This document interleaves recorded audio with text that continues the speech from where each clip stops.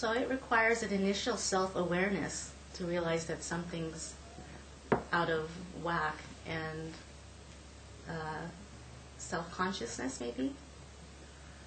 Yeah, it's work, and you have to pay for your Alexander lessons, so unless you feel like there's something missing from your life, why would you get Alexander lessons? So people in performance are probably the most susceptible to thinking, oh, I need to look at my habits. So people who are actors, people who are musicians and performing the same repetitive ritual, repetitive acts over and over and over again, people who are public speakers, athletes, these people who want a higher level of performance are usually pretty open to Alexander technique.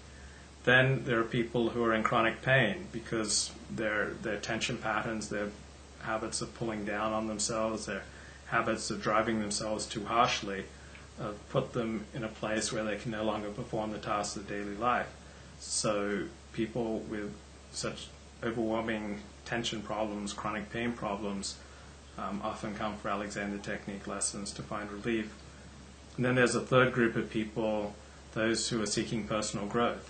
And for instance, if you're in psychotherapy, but you're very locked down by your own body tension and by your own habits, you can talk and talk and talk, but until you learn to release your habits of unnecessary compression, until you learn to release your habit of being stuck in fight or flight, where your head's like way in front of your torso and your shoulders are rising up high and your neck's compressed, you're going to have a hard time achieving psychological breakthroughs, because as you are in your body, it's going to come through in the way you relate to yourself and to other people. So if you're poised and elegant in the way you use yourself and in the way you speak and move, you're likely to be able to relate to yourself and to other people in a poised and elegant way.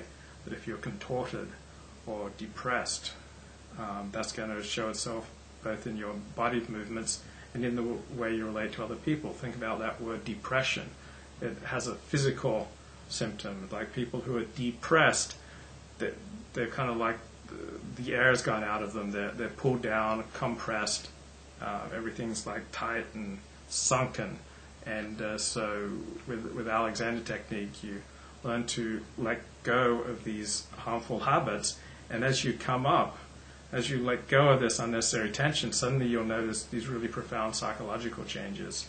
So there's really no distinction between the mind, the body, and the emotions, because they are all constantly affecting the other. The mind affects the way you feel, the body affects the way you think, and the way you feel affects the way you move. So we're all constantly interrelating.